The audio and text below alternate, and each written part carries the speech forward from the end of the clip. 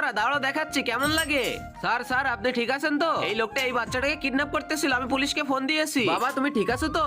আরে এটা ওর বাবা। এই ছোটু, আমি তোমাকে সকালবেলা 5,000 টাকা দিয়েছি তোমার হাত খরচের জন্য। অনেক বড় লোক, বাচ্চাকে একদিনে 5,000 টাকা হাত খরচ দিয়েছে। এখন চলো বাড়িতে, আমি কোথাও যাবো না, তুমি যাও। মামা মামা আমাকে আইসক্রিম কিনে দাও না। আরে বাবু তোমার হয়তো ভুল হচ্ছে, আমি তোমার মা না, তুমি আমার মা। আমরা এবার দুজন মিলে বাবাকে অনেক মারবো।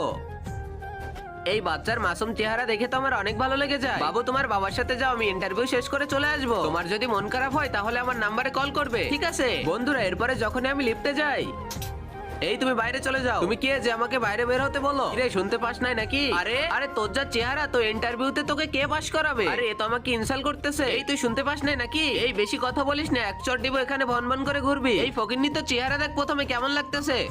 দাঁড়া এখনই প্রিন্সকে ফোন করতেছি। তার আগে মহান আল্লাহকে তুমি ভালোবাসলে লাইক এন্ড সাবস্ক্রাইব করে দাও, আর পার্ট 2 দেখতে চাইলে অবশ্যই কমেন্টে পার্ট 2 লিখো।